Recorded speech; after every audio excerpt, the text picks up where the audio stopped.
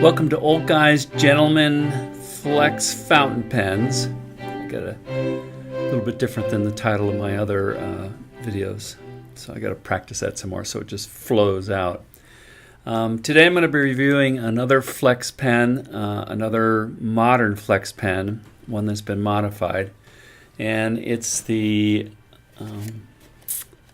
Heritage, the Pilot Heritage 912 with a Falcon nib. And then what I did is I bought another nib, so I still have the Falcon nib separately, through Classic Pens. They have another name. I'll post it on the window here. So what they did, well, here, let's take this out. I think it's a really nice looking pen.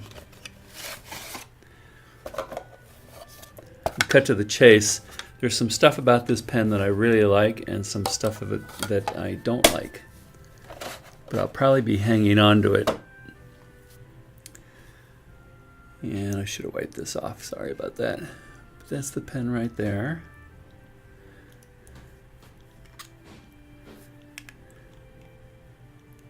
And it is inked right now.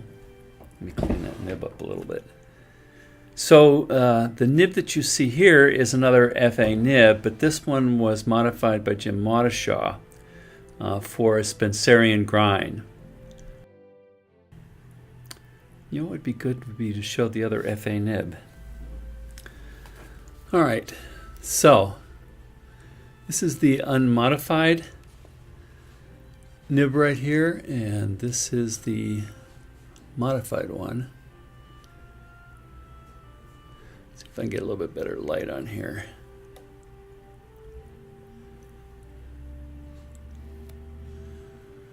And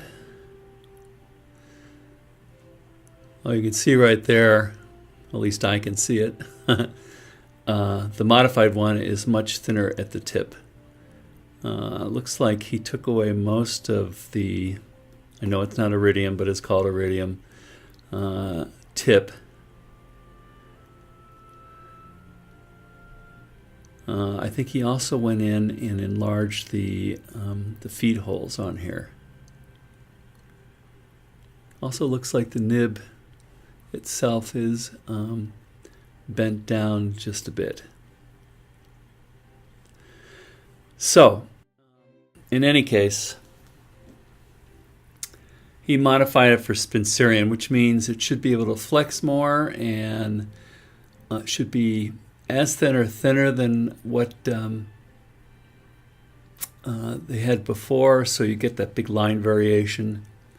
And the feed should have been somewhat modified so it can pour more ink in to the tines that are further wide open. Some terrible English there.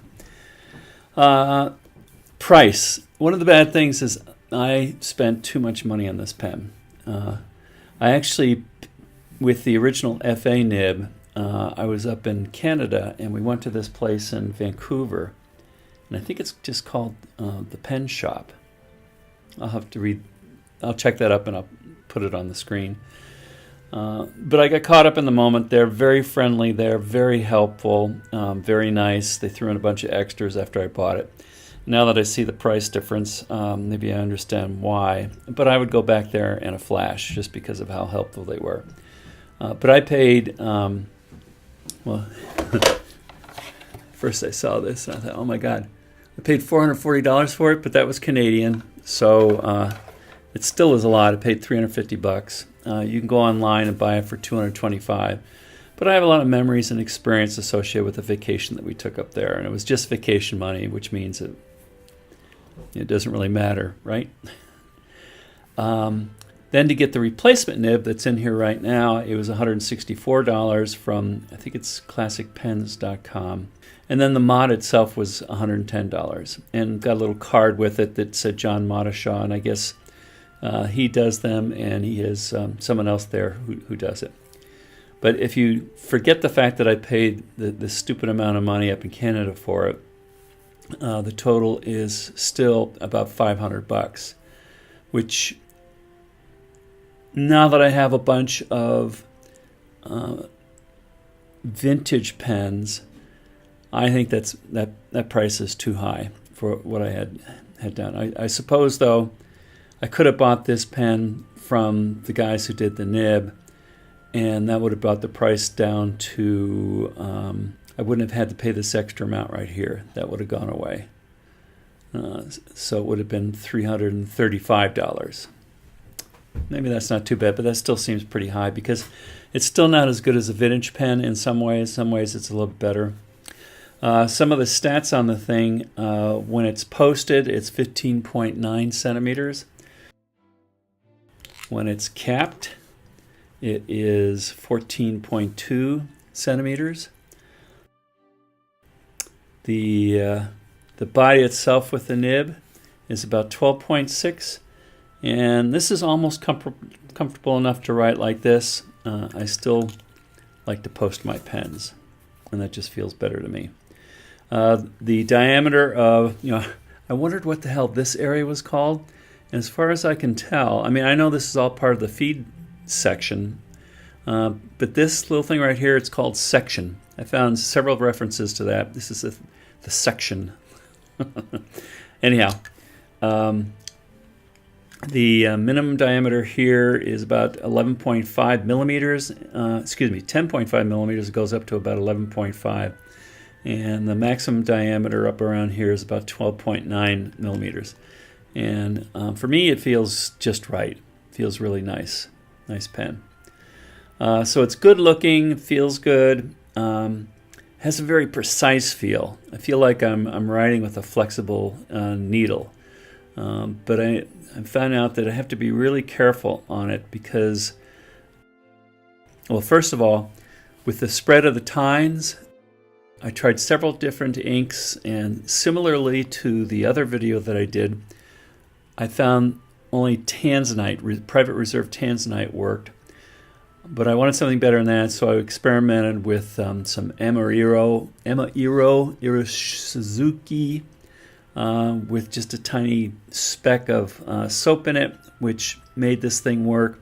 And then I tried to put a better ingredient in a specific amount, went through a bunch of experiments and found out that a 25% of Kodak PhotoFlow 200, and then put 1 milliliter of that in 50 milliliters of the Amarillo, and this is what you get. Slightly less blue than the Amarillo, but it writes really well on all the more modern pens where the flex is really wide and the feed isn't really designed like the vintage pen feeds.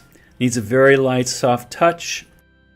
It can still stick if you're not careful. You got to. I've been writing some letters recently with this, and I've been doing just fine. Looks really good, and then actually, I forget what I'm doing with my hand. Accidentally catches the paper.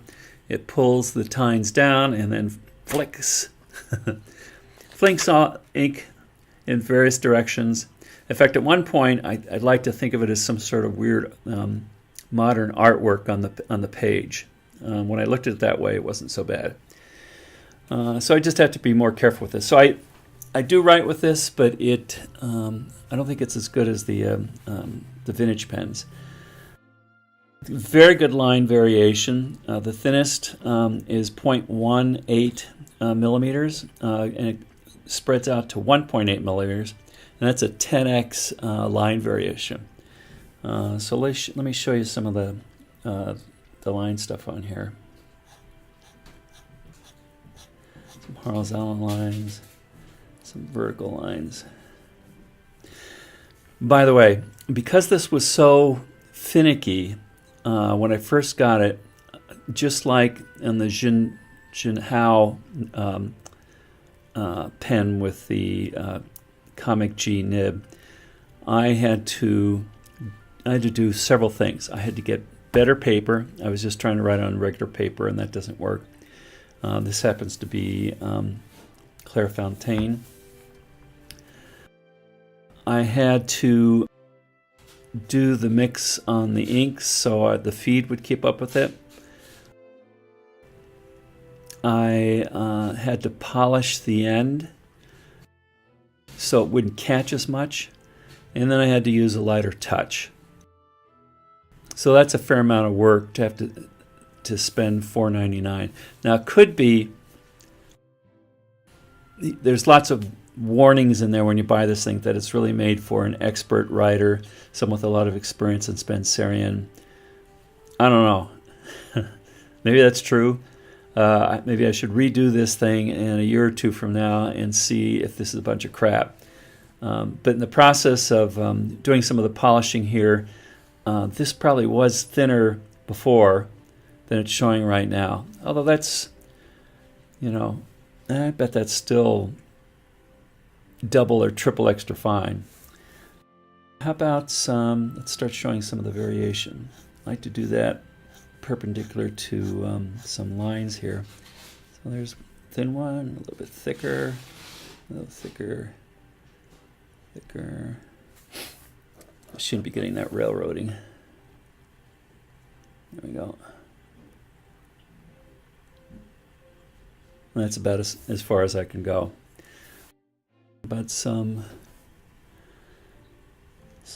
swirlies. Oh.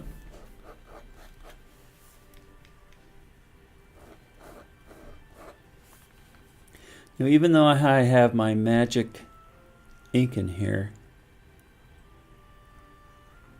well, now it's working. But it comes with a Con 70 converter. And the good part about this is it holds a lot of ink. I don't know how many milliliters, but compared to a lot of the other ones, because the ink not only fills up this section, but it kind of comes up and fills up part of this section up here as well. But it's a funky fill. I really kind of like the positive pull of rotating converters and pulling the ink up in, because it usually comes up as solid ink. Partly maybe because I have a wetting agent in here, I get a little bit more of this kind of, probably can't see that, but it's kind of a little bubbly or something in there. But you also have to, you hold it in the ink bottle and you have to press down rapidly and let go. Press down rapidly and let it go. And actually on one of these pens, I was doing that and actually pushed the nib down because I was trying so hard to get the ink up into it. And I suppose you could kind of hold it like this, but you're kind of spreading the ink around your hands and stuff. But I think because of the design of this thing, there is a little float in here. Hold on, let me show you one. All right, so this is another one. I came off another pen. But you can see there's a little float in there. I think that's supposed to help with the surface tension. But I don't know. It seems like even with my fancy ink edition, it still will railroad every now and then. Not that often. And so sometimes I have to do is I kind of have to shake it or press down just a little bit to help the flow of ink in towards the feed system. Well, there was one other thing. Cleaning this is kind of tough because that ink gets caught up in here. It takes a long time to flush out. It reminds me of cleaning ink sacs in the vintage pens. All right, that won't work. What I was just doing there.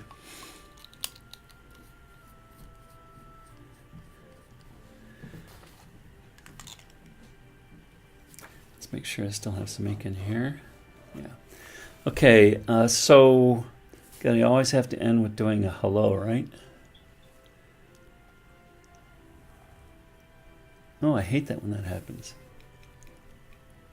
All right, let's try that again.